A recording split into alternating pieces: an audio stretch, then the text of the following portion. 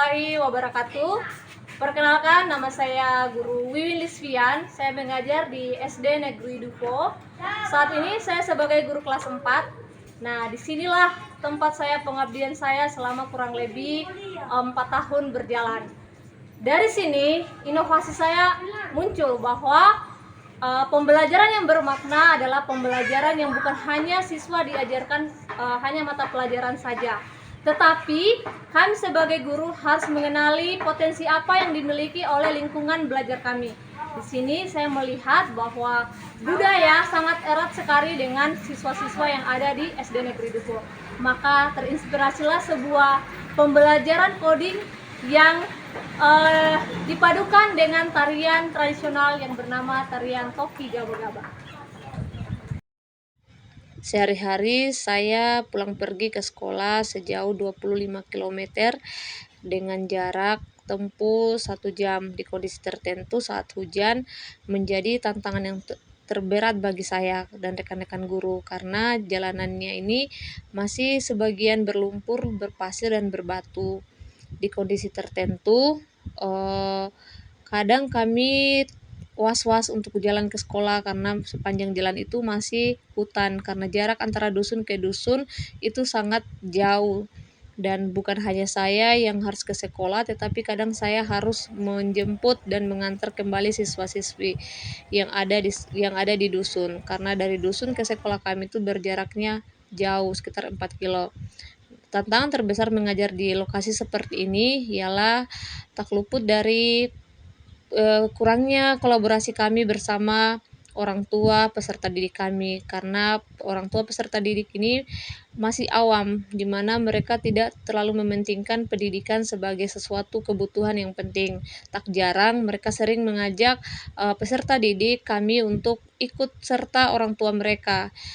Kalau seperti musim cengkeh ataupun musim mengambil batu di pantai biasanya mereka diajak. Nah, di sini peran guru dituntut untuk lebih jeli lagi dalam hal mengkolaborasikan peran guru dan orang tua di rumah. Sehingga tak jarang saya harus turun ke desa atau ke dusun mereka. Kan ada 2 dusun, dusun Waitina dan dusun Dupo. Di salah satu hal yang lain juga tingkat literasi numerasi di sekolah kami juga masih rendah.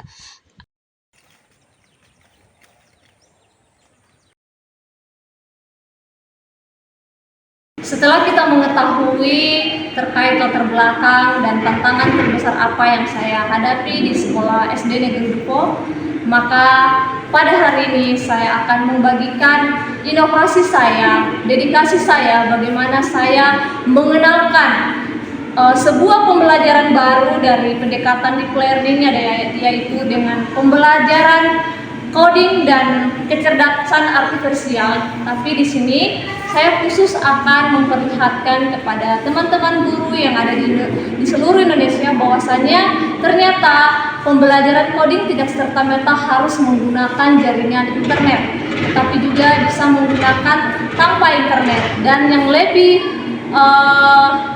yang lebih luar biasanya lagi, ternyata dengan mengenalkan coding lewat budaya setempat yang ada di lingkungan mereka, salah satunya melalui tarian Toki Gaba-Gaba. Nah, teman-teman guru penasaran dengan bagaimanakah praktik baik saya yang ada di kelas? Berikut video praktik baik saya. Untuk menghadirkan pembelajaran yang menyenangkan, menjabarkan, dan bermakna, sebisa mungkin saya selalu memulai dengan afirmasi positif, di mana afirmasi positif akan berdampak pada daya semangat mereka menyambut pembelajaran di kelas. Di sini saya mencoba memberitahu informasi baru bahwa pembelajaran coding bisa kita lakukan tanpa harus menggunakan komputer, di mana pembelajaran coding biasanya kami lakukan itu hanya mengacu pada LKPD yang ada. Sementara ternyata coding bisa diintegrasikan ke budaya setempat yang mereka miliki. Salah satunya adalah tarian Toki Gaba-Gaba, di mana dalam tarian Toki Gaba-Gaba ada unsur-unsur gerakan pengulangan, penyusunan, dan juga sebuah ritme. Ini sesuai dengan konsep dasar coding, di mana peserta didik akan paham pentingnya bagaimana mereka menyusun, mengulang, dan merancang sebuah gerakan.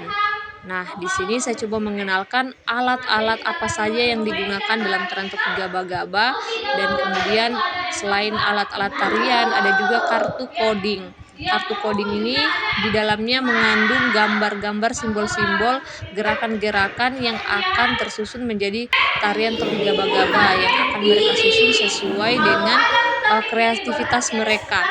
Seperti itu, ada 12 kartu perintah. Harapannya dengan adanya pengintegrasian budaya ini melalui tarian topi gaba-gaba, peserta didik paham bahwa budaya bukan sesuatu hal yang tidak bisa dikaitkan dalam sebuah pembelajaran, tetapi budaya adalah justru menjadi pemberi warna dalam pembelajaran kami, terutama coding. Selain itu, tujuan utamanya agar peserta didik lebih mencintai budaya mereka dan kearifan lokal mereka di tengah tingginya degradasi terhadap teknologi, kecanggihan teknologi. Nah, di sini saya coba untuk membimbing selaku fasilitator pembelajaran bahwa tarian coding bisa disusun dan harus memiliki awalan dan akhiran yang selesai dan teratur. Nah, setelah kami menyusun, peserta didik pun memulai untuk memperlihatkan hasilnya, dan kami mencoba untuk menarikan tarian yang telah mereka susun. Diharapkan pembelajaran ini bisa membuat kolaborasi, kreativitas, dan kerjasama yang terjalin di antara mereka. Setelah melakukan Tadi kamu sudah belajar tentang apa inovasi sih? atau praktik baik Bagaimana saya perasaanmu? coba untuk Apa yang kamu menanyakan hasil dapatkan refleksi dari kepada pelajaran siswa coding kita saya hari dan ini? juga rekan guru sejawat saya yang telah melihat bagaimana praktik baik ini telah dilakukan. Guru mengajar Permainan gaba-gaba. toki gaba-gaba. Gaba-gaba. Ternyata coding Ternyata coding bisa apa, Nak? Bisa juga dari tarian tarian toki toki gabah. gaba-gaba. Kamu tertarik atau tidak dengan pelajaran hari ini? Tertarik Sekali. sekali. Oke. Ibu guru memberikan refleksi dari kegiatan inovasi saya tadi. Ya, dari praktek baik yang telah dilakukan oleh Ibu Wiwin, saya tertarik untuk mengaitkan budaya lokal dalam pembelajaran, karena dari praktik Ibu Wiwin ini unik untuk mengenalkan pembelajaran coding lewat tarian toki gaba-gaba. Terima kasih.